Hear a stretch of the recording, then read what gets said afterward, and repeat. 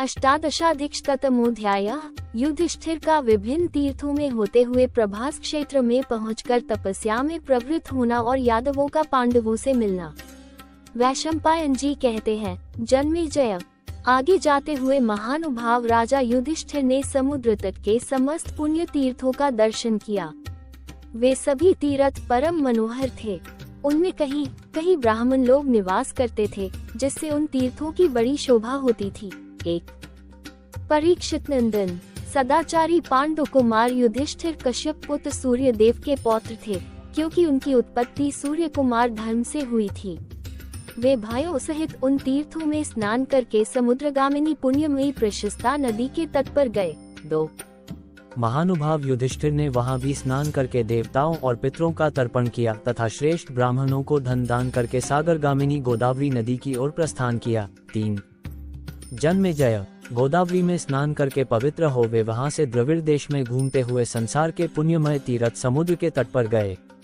वहां स्नानादि करने के पश्चात वीर पांडु कुमार ने आगे बढ़कर परम पवित्र अगस्त्य तीर्थ तथा तारांकन नारी तीर्थों का दर्शन किया। 4 वहां श्रेष्ठ धनुर्धर अर्जुन के उस पराक्रम को, जो दूसरे मनुष्यों के लिए असंभव था, सुनकर पांडुनंदन युधिष्ठिर को बड़ी प्रसन्नता प्राप्त हुई।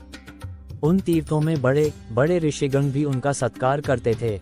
जन्मेजय। द्रौपदी तथा भयों के साथ राजा युधिष्ठिर ने उन 5 तीर्थों में स्नान करके अर्जुन के पराक्रम की प्रशंसा करते हुए बड़े हर्ष का अनुभव किया। 5-6 तदनंतर समुद्र तटवर्ती उन सभी तीर्थों में सहस्रों गोदान करके भाइयों सहित युधिष्ठिर ने प्रसन्नता पूर्वक अर्जुन के द्वारा किए हुए गोदान का बारंबार वर्णन किया। 7 राजन। समुद्र संबंधी तथा अन्य बहुत से पुण्य तीर्थों में क्रमशः भ्रमण करते हुए पूर्ण कौम राजा युधिष्ठिर ने अत्यंत पुण्यमय शूरपार्क तीर्थ का दर्शन किया।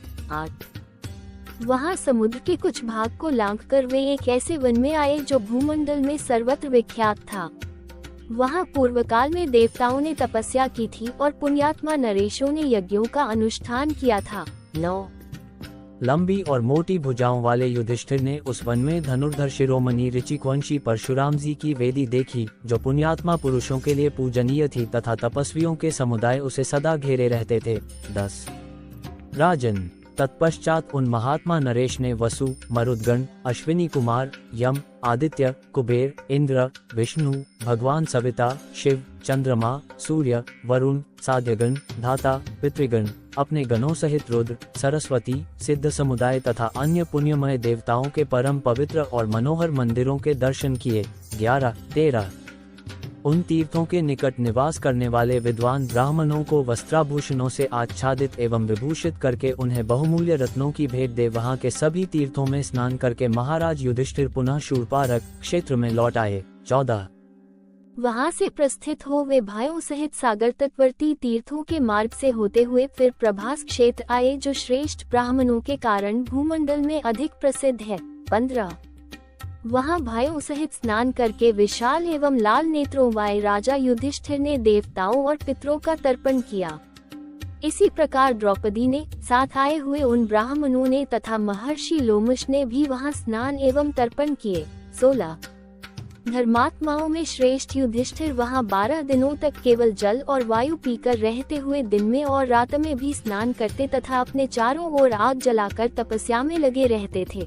17 इसी समय वृष्णिवंश शिरोमणि भगवान श्री कृष्ण और बलराम ने सुना कि महाराज युधिष्ठिर प्रभास क्षेत्र में उग्र तपस्या कर रहे हैं। तब वे अपने सैनिकों सहित अजमी कुलभूषण युधिष्ठिर से मिलने के लिए गए। 18 वहां जाकर वृष्णिवंशियों ने देखा, पांडव लोग पृथ्वी पर सो रहे हैं। उनके सारे अंग धूल से सने हुए हैं तथा कष्ट सहन के अयोग्य द्रौपदी भी भारी दुर्दशा भोग रही है।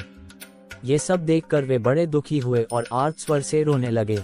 19 उस महान संकट में भी महाराज युधिष्ठिर ने अपना धैर्य नहीं छोड़ा था। उन्होंने बलराम, श्री कृष्ण, प्रद्युम्न, साम, सात्यकी तथा अन्यान्य वृष्णिवंशियों के पास जाकर धर्मानुसार उन सब का आदर सत्कार किया। 20 राजन।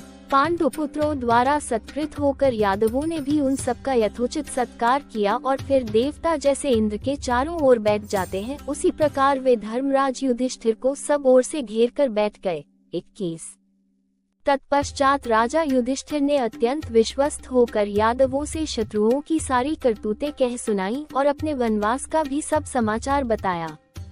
साथ ही बड़ी प्रसन्नता के साथ ये भी सूचित किया कि अर्जुन दिव्यास्त्रों की प्राप्ति के लिए इंद्रलोक में गए हैं। 22। युधिष्ठिर का यह वचन सुनकर उन्हें कुछ सांत्वना मिली, परंतु पांडवों को अत्यंत दुर्बल देखकर वे परम पूजनीय महानुभाव यादव वीर दुख और वेदना से पीड़ित हो आंसू बहाने लगे। 23। इति श्री महाभारते वनपर्वणि तीर्थयात्रापवनि लोमश तीर्थयात्रायां प्रभासे यादपांडवस्माग में अष्टादशाधिकशतमोऽध्यायः 118। इस प्रकार श्री महाभारत वन पर्व के अंतर्गत तीर्थयात्रार्व में लोमश तीर्थयात्रा के प्रसंग में प्रभास क्षेत्र के भीतर यादव पांडव समागम विषयक 118वां अध्याय पूरा हुआ। 118।